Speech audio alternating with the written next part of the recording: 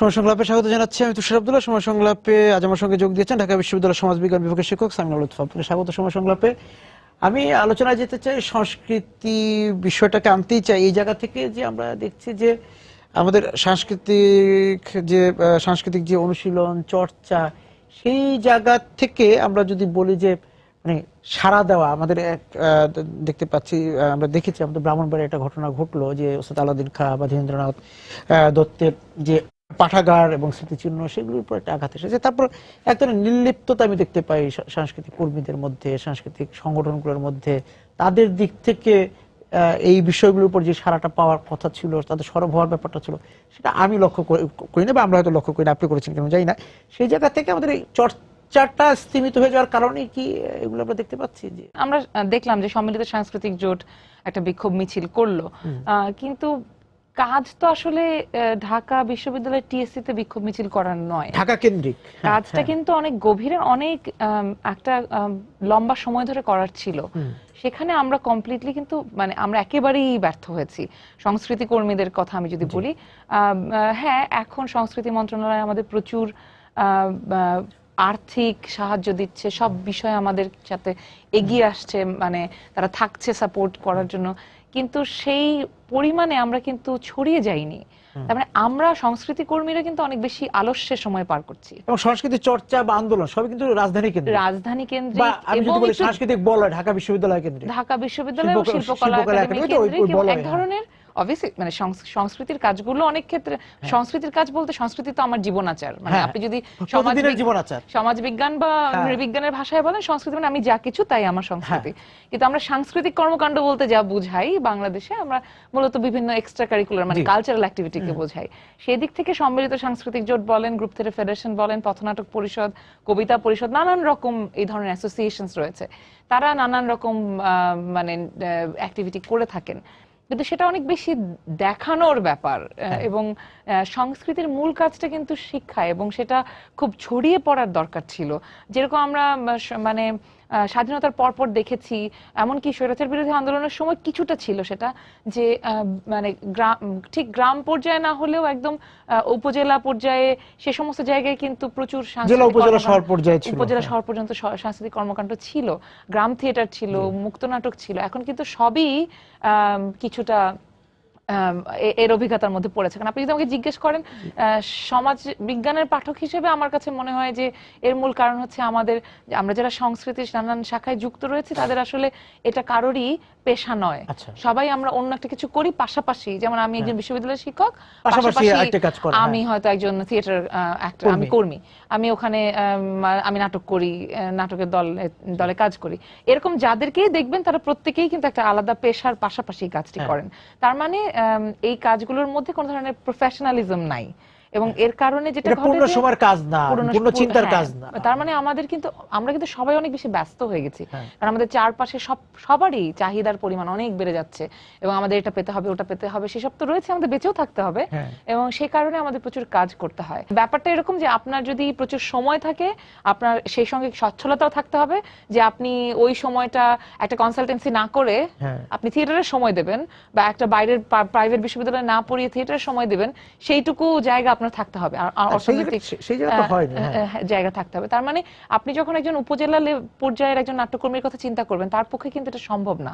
তার মানে এখানে মানে কোর থেকে, কেন্দ্র থেকে তাকে সেই সাপোর্টটা দিতে হবে। 2 দশক বা 3 দশক আগেও যারা এই জেলা পর্যায়ে বা ঢাকাতেও যারা কাজ করেছেন, তারা কিন্তু অন্যান্য পেশার পাশাপাশি কাজ করেছেন, কিন্তু সেখানে তাদের যে প্রতিশ্রুতি ছিল, তাদের যে চিন্তার জায়গাটা ছিল, সেই জায়গাটা কিন্তু দেখা যায় না। তারাও কিন্তু পুরো সময় দিতেন না। তারাও হয়তো কেউ আইনজীবী ছিলেন, কেউ শিক্ষক ছিলেন, কেউ সাংবাদিক ছিলেন, লেখক ছিলেন, অন্যান্য পেশারও অনেকে ছিলেন। অবশ্যই তারা, আমার কথা হচ্ছে সময় কতটুকু দিতে পারছে তার চেয়ে হচ্ছে তার প্রতিশ্রুতির জায়গাটা। আমার কাছে মনে হয় যে ধরেন গ্রুপ থিয়েটার যখন চর্চা শুরু হয়, তখন আমরা যে বাংলাদেশের যে সময় যে সমাজ পার করছিল, সেই সময় এবং সমাজটা কিন্তু পার হয়ে গেছে। এখন এই 40-45 বছরে এসে আমরা এখন যে জায়গায় আছি, আমার মনে হয় সমাজের চাহিদাটা পাল্টে গেছে, সমাজটাকে বুঝতে পারছি না। থিয়েটার কর্মীরা আমরা সমাজটাকে না বুঝে এখানে কিছু টিনের তলোয়ার নিয়ে মঞ্চে অবতীর্ণ, এবং আমার মূল কাজটা যে সমাজের বিভিন্ন জায়গায় মানে আমরা একটা বিরাট অংশকে ছেড়ে দিয়ে শুধু শহুরে মানে মধ্যবিত্ত বা উচ্চ মধ্যবিত্তের জন্য খুব অল্প সংখ্যক একটা জায়গায় আমরা আমাদেরকে আটকে ফেলেছি, এবং সেটা শিল্পকলা কেন্দ্রিক, সেটা বড়জন নাটমণ্ডল বিশ্ববিদ্যালয়, এবং এই যে একটা সাংস্কৃতিক বলয় বলে পরিচিত যে জায়গা, ওই জায়গাটাতে আমরা নিজেদেরকে আটকে ফেলেছি। আমাদের ঢাকা যে রাজধানীর কথা বলছেন তারও পুরোটাই না, আমরা একটা জায়গায়, তারও একটা অংশে আমরা প্রচুর চেষ্টা করেছি অন্যান্য জায়গায় মঞ্চ তৈরি করে সেখানে কাজ করবার চেষ্টা করেছি, অনেককে বলতে যে আপনাদের তো অনেক টাকা পয়সা আছে, আপনারা কেন একটা মঞ্চ তৈরি করেন না। কারো মধ্যে থেকে খুব একটা সাড়া আমরা পাইনি। কিন্তু আপনি একটা জিনিস চিন্তা করেন যে ধরেন ঢাকা শহরের যে আউটস্কার্টস বা যাকে সাবার্ব বলি আমরা, সেই সাবার্বে ধরেন আশুলিয়া, কেরানীগঞ্জ, নারায়ণগঞ্জ, এই যে জায়গাগুলো মানে লক্ষ লক্ষ মানে শ্রমিকরা কিন্তু ওইখানে সারা বাংলাদেশ থেকে এসে কাজ করছেন, উঠছেন, এখানে তাদের বাড়িঘর, হেমায়তপুর, সাভার, এই অঞ্চল। কিন্তু তাদের জন্য কিন্তু কোনো ধরনের সাংস্কৃতিক কর্মকাণ্ডের কোনো সুযোগই নাই, কারণ ওখানে কিচ্ছু নাই, শুধু আছে বড় বড় শপিং মল। তার মানে আপনি যে টাকাটা উপার্জন করছেন সেই টাকাটা খরচ করবার একটা প্রক্রিয়া খুব দ্রুত তৈরি হয়ে যায়। এ বাদে সংস্কৃতির মূল কাজ শিক্ষায়, তার মানে আপনাকে একজন মানুষ হিসেবে গড়ে তোলা, শিক্ষা আপনাকে ভোগে প্রণোদিত করা হচ্ছে, শিক্ষায় নয়। এবং সে কারণে আপনি আসলে যতই দেখবেন, এবং বিভাজন তৈরি করা হচ্ছে। এই যে মাদ্রাসার ছাত্র বনাম অমাদ্রাসার ছাত্র বা মাদ্রাসার থেকে যারা আসছেন না, ধরেন এই বিভাজনটা শিক্ষার জায়গাতেই একটু বিস্তারিত আলোচনা করতে চাই। মাদ্রাসা এবং অমাদ্রাসা বা আমাদের অনেক রকম মাধ্যম, তো কত মাধ্যম, 3 রকম মাধ্যম, 3, 4, 5 রকম মাধ্যম আছে এই জায়গা। সেখানে কথা বলছিলেন আপনি। মানে আমি ওটাই বোঝার চেষ্টা করছিলাম যে ধরেন মাদ্রাসা পড়ে যাদেরকে আমি আলাদা করে সরিয়ে রাখছি, মানে এই বিভাজনটা তো রাষ্ট্র এবং আমরাই তৈরি করেছি।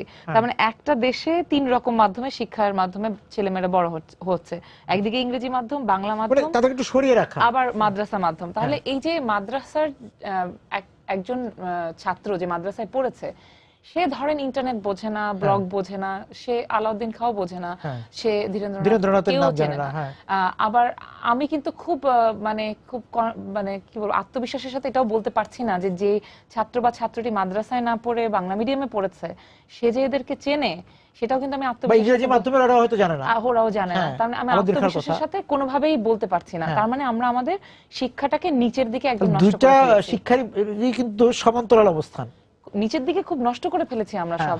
কারণ আমি যখন এসে পাচ্ছি একটা 18 বা 19 বছর বয়সের ছেলে বা মেয়ে যে আমার ক্লাসরুমে এসে ঢুকছে, আমি যখন দেখতে পাচ্ছি যে ও জিপিএ গোল্ডেন 5 পেয়ে এসছে ওভারঅল, কিন্তু আমার ক্লাসে আমি প্রথম ক্লাসে গিয়ে বলি 1 পৃষ্ঠা লিখে আনেন তো, আপনার জীবনের সবচেয়ে বড় সমস্যা কি, বাংলা হোক ইংরেজি হোক লিখে নিয়ে আসেন। এবং আপনি অবাক হয়ে যাবেন, আমার বিভাগে বা নিউক্লিয়ার ইঞ্জিনিয়ারিং বা অন্যান্য বিভাগে আমি পড়াই, একই রকম অবস্থা। একটা পুরো সেন্টেন্স বাংলা ইংরেজিতে লিখতে পারছে না। এই 19 বছর বয়সের এই ছেলেটিকে আমি কি করে এখন পরিবর্তন করব? আমি কোথায় গিয়ে কাজ করব? তার মানে পরিষ্কার বোঝা যাচ্ছে যে নিচেই গন্ডগোল রয়ে গেছে, ওরা গলদ নিয়েই উপরের দিকে উঠছে। তখন কিন্তু আর কিচ্ছু করার থাকছে না। মানে আমি যখন এখন যত বেশি গ্রাজুয়েট উৎপাদন করব, তার কিন্তু কোয়ালিটি অবশ্যই ফল করবে, কারণ সে নিচ থেকেই খুব মানে ভিত্তি ঠিক হয়নি, সে খুব খারাপ অবস্থা নিয়ে এসছে। সে একটা বাংলা বা ইংরেজি সেন্টেন্স পরিষ্কার করে লিখতে পারে না। সবার কথা বলছি না, অনেকের কথা বলছি, বেশিরভাগের কথা না, এটা বেশিরভাগ। আর আপনি যেটা বলছেন যে সবার কথা বলছেন, তারা ব্যতিক্রম। তাদের পারিবারিক ব্যাপার ছিল, বা হয়তো কোনো কারণে উচ্চবিত্ত পরিবার থেকে এসেছে, সে টিচার পেয়েছে আলাদা করে, সেই কারণে সে তৈরি করতে পেরেছে নিজেকে। কিন্তু বেশিরভাগের অবস্থা, এবং আরেকটি আর সবচেয়ে কষ্টের বিষয় হচ্ছে এই যে আমরা যেটা বলছি ভিত্তিটা দুর্বল, এটা তারা বুঝতে পারে না বা স্বীকারও করতে চায় না। তারা স্বীকার একটা হচ্ছে যে আমি বুঝি কিন্তু আমি স্বীকার করি না, সে বুঝতেই পারছে না যে সে আসলে ভুল জায়গায় আছে। সে পুরোপুরি একটা মানে খুবই দুর্বল ভিত্তির শিক্ষা থেকে উঠে এসে সে মনে করছে যে তার আসলে এখানে A+ পাওয়া উচিত, কারণ সে তো সারা জীবন পেয়ে এসেছে, সে তো স্বর্ণালী 5। এবং তখন যখন আমি তাকে দেখিয়ে দিচ্ছি একদম খাতার মধ্যে যে এই যে ভুল হয়েছে, এখানে আপনি ভুল করেছেন, তখন তার এটা নিতে কষ্ট হয়। কিন্তু আমি আবার এটা দেখেছি যে ছেলেমেয়েরা কিন্তু এটা ওদের তো দোষ না, আমি ওদেরকে এটা দোষ দিতে পারি না, কিন্তু আপনি যদি দেখিয়ে দেন যে এখানে ভুল হচ্ছে এবং সে যদি বুঝতে পারে যে ভুলটা ঠিক করলে সে নম্বরটা পাবে, তাহলে কিন্তু সে কাজ করবে। এবং আমি দেখেছি বহু শিক্ষক আছেন যারা ছাত্রদেরকে সময় দেন এবং ছাত্রদের কাছ থেকে কাজটা আদায় করেন, তাদের কাজ কিন্তু ওরা দেয়। কিন্তু আমি যেটা বলতে চাই, মানে 5ম শ্রেণী 9ম শ্রেণীতে যেটা তার জানার কথা উচিত ছিল, এবং আমি আরেকটু বাড়িয়ে যদি বলি তাকে কলেজ পর্যায়ে যেটা তার জানার কথা ছিল, সেটা তো বিশ্ববিদ্যালয়ে সে জানার কথা না। বিশ্ববিদ্যালয়ে ওই বিষয়ের উচ্চ শিক্ষা নিবে, এটা অসম্ভব, বিস্তারিত পড়বে। তাকে আমার পক্ষে বাংলা বা ইংরেজি শেখানো এটা আমার কাজ নয়। এবং তখন আমার শেখানো তো আপনার কাজ নয়, আমার কাজ নয়। তার মানে আপনি চিন্তা করেন কোন একটি ছেলে যদি ইংরেজিতে লেখে, ছেলে বা মেয়ে, এবং সেটা যদি ধরা যাক 5টি প্রশ্নের উত্তর সে এই মোটা খাতা জমা দিল, কিছুই আমি বুঝতে পারছি না যে সে কি লিখেছে। মানে এরকম পরিস্থিতিতে আমাদের কিন্তু প্রায়শই পড়তে হয়। এবং সেই কারণেই বলছি যে আমরা নিচের দিকে শিক্ষাকে এত খারাপ অবস্থায় রেখে আমরা কোনোভাবেই আশা করতে পারি না যে এই জাতি খুব বেশি দূর, এই যে আমরা যখন এখন বলি যে আমাদের গবেষণা হচ্ছে না, নতুন জ্ঞান হচ্ছে না, কারণ আমরা তো ভিত্তিতে দুর্বলতা রেখে দিয়েছি। যে একটা বাক্য লিখতে পারছেন সে কি গবেষণা করবে? এবং আরেকটা বিষয় হচ্ছে যে তার মানসিকভাবে প্রশ্ন করার যে সামর্থ্য সেটাকে আমরা নষ্ট করে দিচ্ছি। তাকে নতুন কোনো, মানে আমি একটা জিনিস বুঝিনি সেটা আমি জিজ্ঞেস করতে চাইছি না, এবং জিজ্ঞেস করার সাহসও কারণ নাই। মানে আমার রিসার্চ মেথোডোলজি কোর্সে সপ্তাহ 3 লাগে ওদেরকে কথা বলানো শুরু করাতে, কিন্তু আমি বাধ্য করি কথা বলাতে। সে কারণে হয়তো ওরা পরবর্তীতে বলে, এবং তখন বলে যে কেউ তো কথা বলতে দেয় না। মানে আমিও যাদের সাথে কথা বলেছি বা বলার সুযোগ হয় তাদের সঙ্গে দেখেছি যে তারা কথা বলতে চায়, তাদের মনে প্রশ্ন জাগে, কিন্তু যে সৃজনশীলে দেখা যাচ্ছে যে তার ক্লাস টিচার যা বলে দিচ্ছে সেটাই সত্য। হ্যাঁ, সে চ্যালেঞ্জ করতে পারছে না। তার অভিভাবকরা এসে বললে তাকে হয়তো স্কুলে কম মার্ক দেওয়া হচ্ছে বা অন্যরকম ভাবে হয়রানির মুখে পড়ে। মানে স্কুলে তো কম মার্ক দেওয়াই হচ্ছে, মানে সেটা তো রয়েছেই। এবং তার মানে হচ্ছে আমি প্রথম থেকে আমার বাচ্চাদেরকে একদম তার সৃজনশীলতাকে নষ্ট করে দিচ্ছি। তারপর তাকে ভাগ করেছি, তুমি মাদ্রাসা হলে তুমি আরো খারাপ, কারণ তোমার জন্য আর কিছুই নাই, এবং তোমাকে সব জায়গায় আটকানোর চেষ্টা করা হবে। এগুলোও কিন্তু মাদ্রাসা মানেই হচ্ছে তোমার এমনিতে তুমি শ্রেণীগতভাবে হচ্ছে অসচ্ছল একটা বা একটু দারিদ্র সীমার নিচে বা ওই সীমার মধ্যে আছো, এটা একটা ধরেই নেওয়া হয়। মাদ্রাসা বলতে অনেকে মানে ভাবে যে তার এতিম, তার কেউ নেই। এই যে দৃষ্টিভঙ্গি, সেটা এটার জন্য তারা দায়ী না, অবশ্যই তারা দায়ী নয়। এবং রাষ্ট্রের খুব জোরালো গুরুত্বপূর্ণ দায়িত্ব রয়েছে যে রাষ্ট্র এখন বলছি আমরা নিজেদেরকে নিয়ে গর্ব করি যে আমরা খুব এগিয়ে যাচ্ছি, কিন্তু তার সাথে এটাও আমাদের মাথায় রাখতে হবে যে বিশ্বের দ্বিতীয় বৃহত্তম আন্ডার 40 পপুলেশন আমরা। তার মানে এদেরকে যদি আপনি শিক্ষায় যদি এদেরকে না আনতে পারেন, এদেরকে যদি এদেরকে বাদ দিয়ে আপনি কখনো এই দেশটাকে সামনের দিকে নিতে পারবেন না। এবং এরা যদি কোনো ধরনের আমরা যেরকম বলছি পপুলার বিলিফে আছে কুপমণ্ডকতা, কুসংস্কারাচ্ছন্নতা এবং আমাদের বিজ্ঞানের প্রতি তাদের অনেক বেশি অনিচ্ছা, অনাগ্রহ, ইংরেজি শিক্ষার প্রতি অনাগ্রহ, এই বিষয়গুলো কিন্তু তারা নিজেরা তৈরি করেনি। এটা তাদের ওই পড়ালেখার সিস্টেম। যদি ওটাকে আমরা না রাখতাম, যদি অথবা আমরা যদি বলতে পারতাম যে রাষ্ট্রীয়ভাবে রাষ্ট্রীয়ভাবে ইংরেজি, বিজ্ঞান, অঙ্ক এই জিনিস পড়তেই হবে বা এই বিষয়গুলোকে থাকতেই হবে তাদের কারিকুলামের মধ্যে, সেই জায়গায় যদি আমরা না যাই তাহলে শুধু শুধু তাদেরকে আলাদা করে রেখে আমরা কিন্তু কোনোভাবে এগিয়ে যেতে পারবো না, বরং তারা আমাদেরকে পেছন থেকে টানবে। এবং নানান রকম যে এখন যে জঙ্গি তৎপরতা বা অনেক কিছুর প্রশ্ন উঠছে, তাদেরকেই সরাসরি কিন্তু আঙুল তোলা হচ্ছে তাদের দিকে। না, এবং তাদেরকে যদি আপনি যে কথা বললেন যে তাদেরকে যদি এই যে জ্ঞানটা দেওয়া যেত, তাদেরকে যদি বোঝানো যেত, তাদেরকে যদি সঙ্গী করা যেত, এই যে আমরা জ্ঞানের যে জায়গায় যেতে চাই, তাহলে তো এই ঝামেলাগুলি হতো না। কারণ তারা তো আমাদের নাগরিক, তাদেরকে আপনি বাদ দিয়ে তো কখনো কোনো কিছু তো মানে কোথাও যেতে পারবেন না। আমরা টেকনোলজি খুব দ্রুত নিতে পারি, কিন্তু মানুষের ভেতরের জায়গাটা বদলাতে সময় লাগে, সেটার জন্য অনেক পরিশ্রম, এবং তাদেরকে ব্যবহারও করা হয় বিভিন্ন ভাবে। আমরা বলছিলাম যে পরিবার তো আসলে যে আমরা যেটা বলছি জীবনের প্রতিটা মুহূর্তই, প্রতিটা বিষয় তো আসলে সংস্কৃতি। সেই সংস্কৃতির মূল শিক্ষাটা তো আসলে যদি আমি বলি সে মক্তব, সেটাও কিন্তু পরিবার। আমরা তো সমাজ বিজ্ঞানে পরিবারকেই মানে সবচেয়ে প্রথম সোশ্যালাইজেশনের ইউনিট মনে করি, প্রথম শিক্ষাগার। সেখান থেকেই আমরা শিখি, যেরকম নারী পুরুষের সম্পর্ক শিখি, এমনকি বিভিন্ন শ্রেণী পেশার মানুষকে কিভাবে তাদের সাথে কেমন করে ব্যবহার করতে হয়, সেগুলো সবকিছুই আমরা ওখান থেকেই শিখি। এবং এ নিয়ে পৃথিবীব্যাপী নানান রকম কাজ হয়েছে, এবং আমরা জানি কিছু বিষয় আমরা জানি, যেমন পরিবারের নারীদের শিক্ষা যদি মানে শিক্ষার যে উত্তীর্ণতা, তার মানে শুধু যে তারা সাক্ষর তা নন, মায়েরা যদি ধরা যাক স্নাতকোত্তর পর্যন্ত যেয়ে থাকেন, তাহলে তার সন্তানদের পড়ালেখা ভালো হবার সম্ভাবনা অনেক বেশি। এটা পৃথিবীব্যাপী মোটামুটি সব সমাজেই দেখা গেছে। মায়েরা যদি চাকরি করেন তাহলে সন্তানদের নিউট্রিশনাল লেভেলে সরাসরি প্রভাব আছে, বাড়ে, ভালো হয়। মানে মাদের আয়ের সর্ববৃহৎ অংশ সন্তানের পুষ্টি এবং শিক্ষার ক্ষেত্রে বিনিয়োগ হয়। এই বিষয়গুলো আমরা মোটামুটি জানি। তার মানে পরিবার তো খুবই গুরুত্বপূর্ণ একটি একক। এই এককে আমরা আসলে এখন কিন্তু বাংলাদেশ সমাজ হিসেবে একটা খুব বড় একটা ট্রানজিশনের মধ্যে দিয়ে যাচ্ছে, কিন্তু এই বড় ট্রানজিশনের মধ্যে দিয়ে যাচ্ছে বলে আমরা দেখছি, আমরা যেরকম দেখছি নারী পুরুষকে সমানভাবে বাইরে বেরিয়ে আসতে, একইভাবে আমাদের উপর কিন্তু চাপ কিন্তু পরিবারের উপর অনেক বেড়ে গেছে। কারণ যেহেতু পরিবারগুলো ছোট, নিউক্লিয়ার ফ্যামিলি, এখন একক পরিবার। আগে পরিবারগুলোর যে বড় পরিবারের যে ধরনের সেফটি নেট ছিল, সেই সেফটি নেট গুলো এখন আর নাই, এখন হঠাৎ করে নাই হয়ে গেছে। এই সেফটি নেটকে রাষ্ট্রীয় ব্যবস্থায় যে বা সমাজ যে সেটাকে রিপ্লেস করবে, সেটা এখনো হয়ে ওঠে নাই। কারণ প্রচুর নারীরা কর্মক্ষেত্রে আসছেন, তাদের সন্তানদের রাখার দেখার কোনো উপায় নাই, পরিস্থিতি নাই। এবং অনেক ক্ষেত্রে আমরা জানি যে কোনো কোনো কর্মপরিবেশ এতটাই খারাপ যে নারীদেরকে হয়তো বা তার মাতৃত্বকালীন ছুটি দেওয়া হয় না, যেরকম আমরা অনেক ক্ষেত্রে দেখি। অনেক জায়গায় তাদের জন্য বাধা রয়েছে, মানে নারী বান্ধবের ক্ষেত্রে এখন একটু ঘাটতি হয়তো আছে, অনেক সমাজে অনেক বাধা রয়েছে। সেই বাধাগুলো যে পরিবারে এসে তার অভিঘাত অবশ্যই পৌঁছায়, এবং পরিবারও কিছু ক্ষেত্রে সেই ধ্যান ধারণাগুলোকে রিইনফোর্স করে, মানে পুনরুৎপাদন করার মাধ্যমে আমাদেরকে আরো বাধার সম্মুখীন করতে পারে। এই বিষয়গুলো তো রয়েছেই। এবং আমাদের পরিবারগুলো এখন যদি তাকাই, তাহলে দেখবেন যে মানে টেকনোলজির পেছনে সময়টা অনেক বেশি দেয়া হচ্ছে। সেই তুলনায় বাচ্চাদের খেলাধুলার জায়গাও নাই, তাদের সময়টাও পাচ্ছে না তারা। তাদের বাবা মারা যে তাদেরকে নিয়ে যাবে আসবে, সেই সময়টুকু হয়তো নানান রকম গ্যাজেটস এর মধ্যে আটকে পড়ে যাচ্ছেন, ট্যাব, মোবাইল, টেলিভিশন, সবকিছুর মধ্যে দিয়ে তারা আটকে যাচ্ছেন। তার মানে শিশুদের যে একটা স্বাভাবিক বিকাশ, সেই বিকাশের জন্য তাকে খোলা আকাশের নিচে যেতে হবে, তাকে একটু দৌড়াদৌড়ি করতে হবে, তাকে নানান মানুষের সাথে মিশতে হবে, তার বয়সী ছেলে মেয়েদের সাথে মিশতে হবে। সেই বিষয়টা আমরা কিন্তু প্রায় হারিয়ে ফেলেছি। নিজেদের যে আমরা বলি না যে চাচাতো মামাতো খালাতো ভাই বোন, তাদের সঙ্গেও তো এখন আর সেভাবে দেখাও হয় না, দেখা হয় না। এবং মানুষ প্রত্যেকেই এত ব্যস্ত জীবনে চলে গেছে। আর তারপরে রাস্তাঘাটের যে অবস্থা ঢাকা শহরে, তাতে মোটামুটি এক জায়গা থেকে আরেক জায়গায় যাওয়া, এক প্রান্ত থেকে আরেক প্রান্তে যাওয়া একটা অসম্ভব, প্রায় অসম্ভব ব্যাপার। এবং সে কারণে দেখা সাক্ষাতের পরিমাণও কমে যাচ্ছে এখন বন্ধুদের সাথে।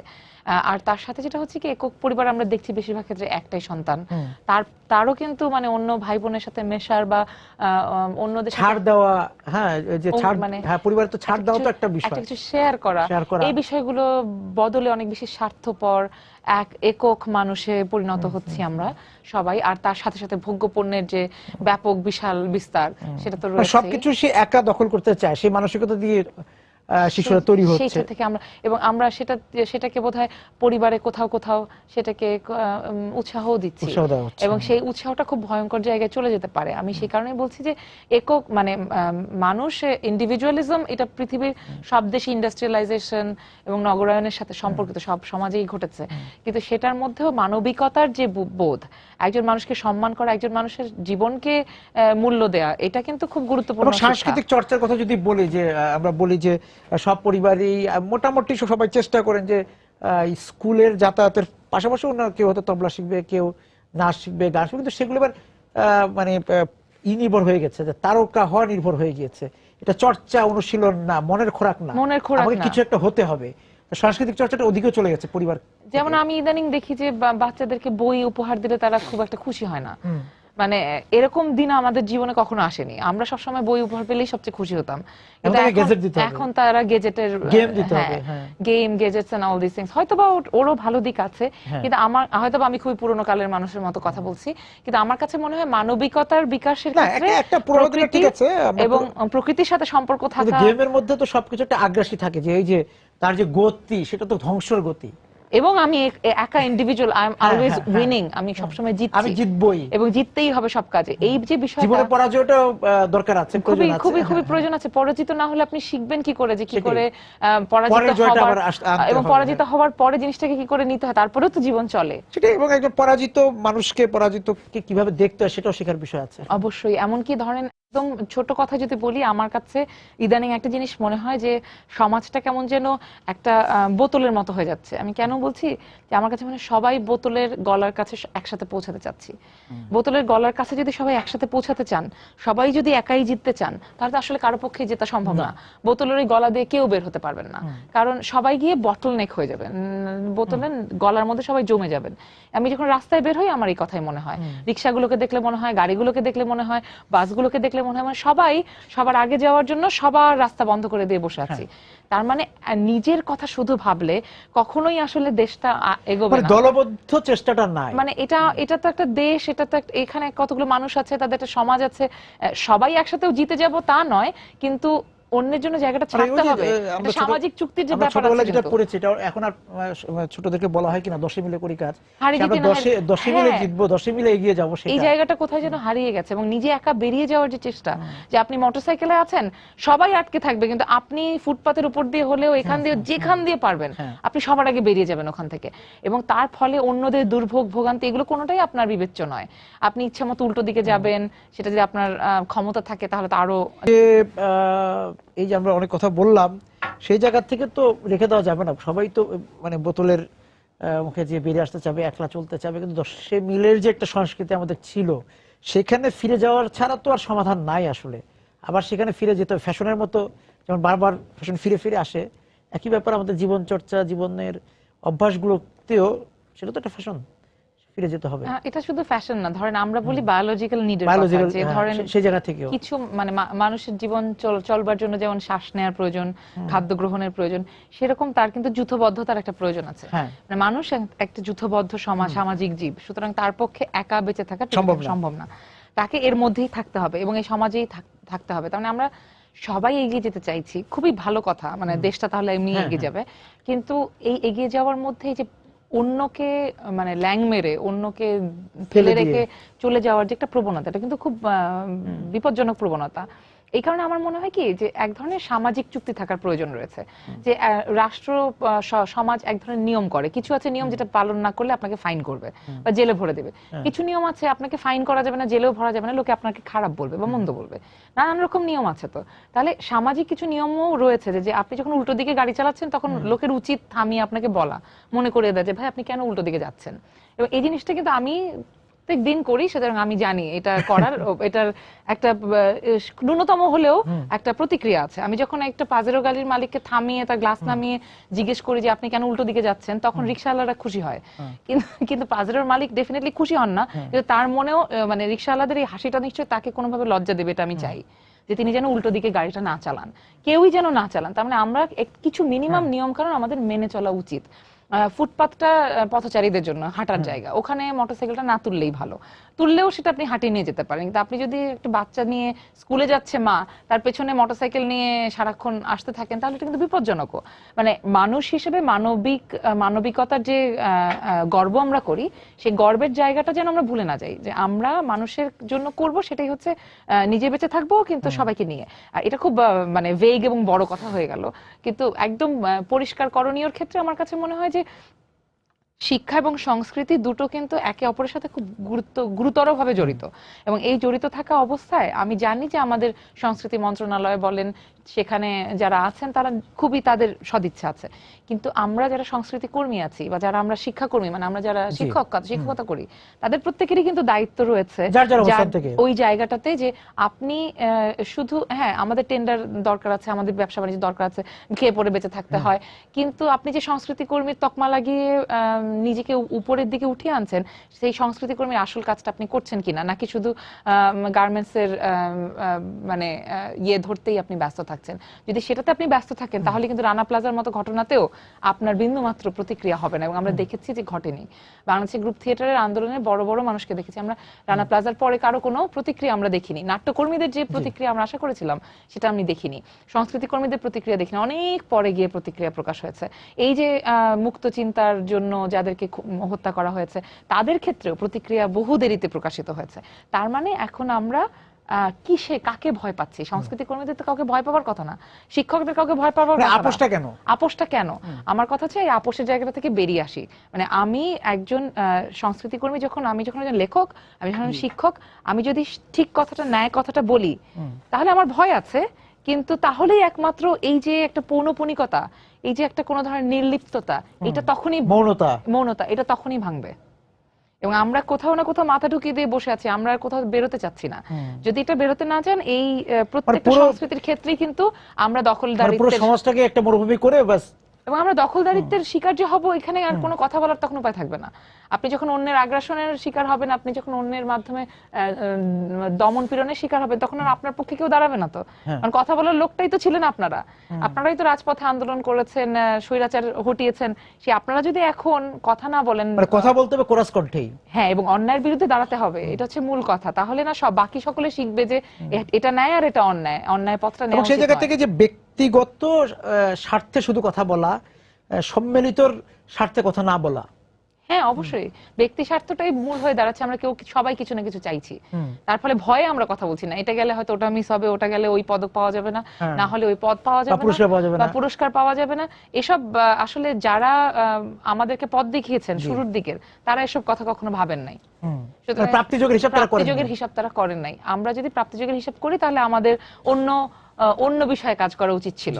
তাহলে আমাদের সংস্কৃতি বা শিক্ষায় আসার দরকার ছিল না। যারা এসেছে তাদের দায় দায়িত্ব আছে প্রাপ্তিযোগ বাদ দিয়ে অন্যায়ের বিরুদ্ধে কথা বলা, সত্যের পক্ষে থাকার। প্রাপ্তিযোগ মানে কিছু পাওয়া না, সবাইকে নিয়ে পেতে হবে।